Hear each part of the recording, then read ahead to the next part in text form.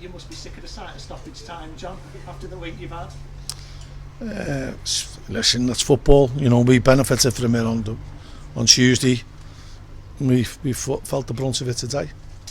I don't think they could believe the luck, to be honest. It's a soft goal.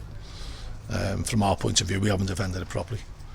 A set play in the last minute, giving the free kick away itself was bad enough because we've had 3 chances to clear the ball. Any one of them goes into touch, the game's over. So that's the frustrating thing. But that game probably sums up our season. So near, so far. Yeah, it wasn't an entertaining spectacle unlike the last 2 that you've seen, but you'd have been delighted with 1-0. First half, it was very difficult to get the ball down. Both teams dogged defences and did well. I thought we wrestled control of the game after the 20-minute mark. Thought we got on top of them, hit the bar, and we were looking the more dangerous, asking the most questions. Second half continued in a similar vein. Got the great goal by Joe Pritchard. And then, you know, we've just got to see it out, and we didn't, and that's football. How good was it to have Joe Pritchard back on the score sheet? I know he's had his injury trouble, but he seemed to make a real difference. Oh, you know, people forget how long he's been out, Joe, and we've missed him, and he's a key player for us. You know, he's probably one of the best players in the league.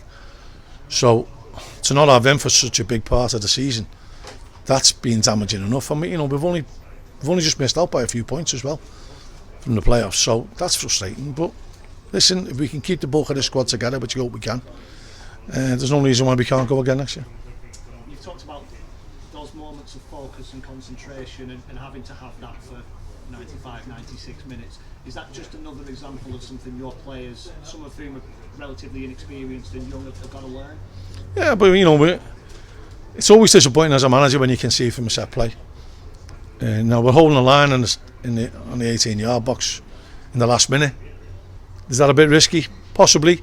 Maybe you don't want to invite too much pressure into your 6-yard box, but if you do that, well then that corridor of uncertainty has got to be marshalled, and it wasn't today. It wasn't by the defenders and it wasn't by the goalkeeper. So, you know, you can't let a fella come in totally unmarked and side foot the ball in the net in the middle of the goal, 5 yards out in the last minute of a game, and, you know, have any qualms about conceding, because that's your own fault. You talked in the week after the Portsmouth game about how proud you felt and how close you've gone. Is it a similar feeling today, but with that frustration because you've conceded this time? Listen, you know, these lads are a cracking set of lads. You've seen how hard they worked again today.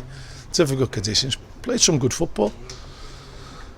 On another day we win that game, don't we? But, you know, the last 4 games we've played, Doncaster, Portsmouth, Sunderland and Charlton. And we probably should have won all 4.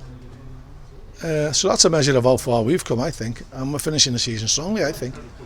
And if we had got into the playoffs, I don't think anyone's fancied drawing us.